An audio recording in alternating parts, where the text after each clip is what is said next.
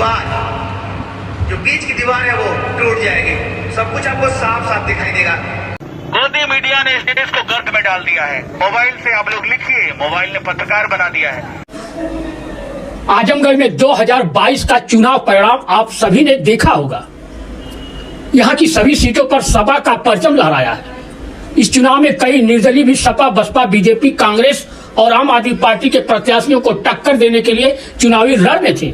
इन्हीं निर्दलियों में राजीव तलवार भी एक थे। इनका नाम तो आपने सुना ही होगा।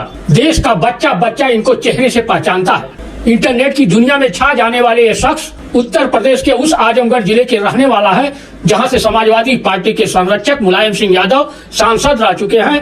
राजीव तलवार का असली नाम राजीव सिंह है। ये रत्ना पब्लिक स्कूल के मालिक भी हैं।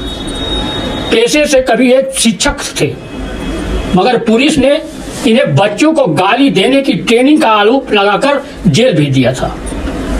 जेल से वे रिहा हुए तो समाज, नौकरशाही, राजनीति में गंदगी के खिलाफ इन्होंने अपने अंदाज में जंग छेड़ दिया और इसके लिए उन्होंने हथियार भी बनाया, उसी गाली को जिसके आरोप ने पुलिस ने पक्का विश्वास था मादरचोद, पक्का विश्वास था इस गाली को हथियार बनाऊंगा। इसे हर पार्टी का झंडा छोड़ के राजीव तलवार का डंडा उठाओ। इन्हें पहली बार जेल भेजा था। 5 बार जेल जा चुके राजीव तलवार का बुराई के खिलाफ जंग लड़ने के लिए अपना उल्लू टीवी नाम से चैनल भी है। इस चैनल के जरिए राजीव तलवार अपनी अनोखी पत्रकारिता की वजह से पूरे देश में फेमस है। खासकर युवाओं में वो सबसे लोकप्रिय है। मोदी मीडिया ने देश को गर्त में डाल दिया है। मोबाइल से आप लोग लिखिए, मोबाइल ने पत्रकार बना दिया है। और इतना भी नहीं कर सकते तो चिल्लू भर पानी में डूब के मर। 135 बुराई के खिलाफ जंग छेड़ चुके राजीव तलवार लोकतंत्र के महापर्व में भी उतरने में पीछे नहीं रहते हैं। वर्ष 2017 में पहली बार उन्होंने आजमगढ़ नगर पालिका में लूट खसोट के खिलाफ आवाज उठाते हुए चुनावी मैदान में उतरे थे। इस चुनाव में उन्हें 60 से अधिक वोट नहीं मिल पाए थे। आजमगढ़ नगर पालिका चुनाव के परिणाम से भी वे हताश नहीं हुए और फिर 2019 के लोकसभा चुनाव में तो समाजवादी पार्टी के राष्ट्रीय अध्यक्ष अखिलेश यादव के खिलाफ भी राजीव तलवार ताल ठोक दिए थे। इस चुनाव में बीजेपी से दिनेश लाल यादव निरहुआ सहित छोटी पार्टियों के अलावा 6 निर्दलीय भी ताल ठोक रहे थे। इसमें राजीव तलवार भी निर्दलीय उम्मीदवार थे। राजीव तलवार को बुराई से लड़ने के लिए 2204 वोटरों ने उस चुनाव में साथ दिया था, जबकि अन्य निर्दलीय उम्मीदवार बुधिराम, राजा राम गौड़, गौरव सिंह, गोरख राम निषाद राजीव तलवार से भी कम वोट पाए थे। 2022 के चुनाव में राजीव तलवार तो आजमगढ़ सदर सीट पर 9वीं बार विधायक चुने गए पूर्व मंत्री दुर्गा प्रसाद यादव के अभेद किले को भेदने के लिए भी ताल ठोकने के लिए चुनावी जंग में उतर गए थे। राजीव तलवार के अलावा बीजेपी, बसपा, कांग्रेस, आप सहित कुल 8 लड़ाकू दुर्गा यादव के किले को ध्वस्त करने के लिए टक्कर देना चाह रहे थे। राजीव तलवार सहित 8 लड़ाकू अंतिम समय तक रण में डटे रहे। राजीव तलवार अपने अंदाज में प्रचार प्रसार करते रहे और समाज के लोगों को जगाते रहे। भले ही कोई इस किले को भेद नहीं पाया, मगर राजीव तलवार दिल्ली के सीएम अरविंद केजरीवाल की पार्टी आम आदमी को आगे नहीं बढ़ने दिया।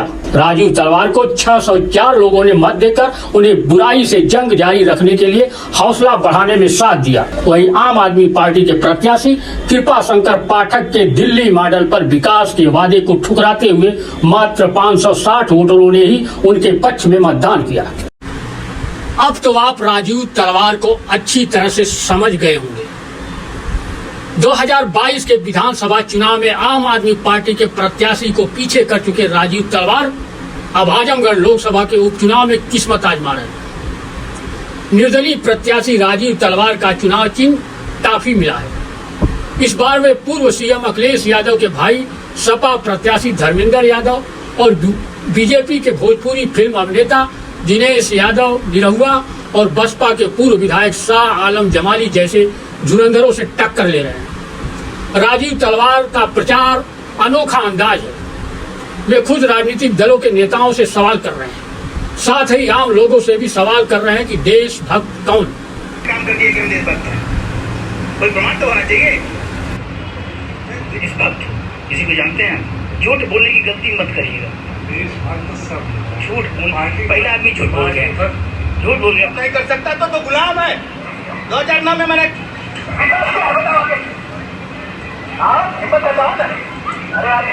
झूठ बोलने वाला गांडू होता है कि नहीं? भक्त पार्टी भक्त देशभक्त हो सकते हैं साले? हैं?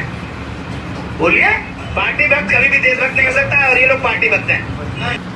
झूठ और सच के बीच की दीवार, जो बीच की दीवार है वो टूट जाएगी, सब कुछ आपको साफ साफ दिखाई देगा।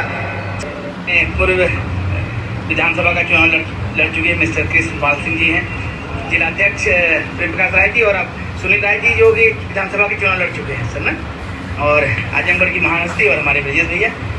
ये बताइए, एक आदमी का नाम बता दीजिए जो पार्टी भक्त ना हो, देशभक्त, किसी को जानते हैं? झूठ बोलने की गलती मत करो। झूठ, पहला आदमी झूठ बोल गया, झूठ बोल गया पहला आदमी झूठ बोल गया। ये देखते हैं झूठ नहीं बोलना चाहिए। क्या लगता है कि हम देशभक्त हैं?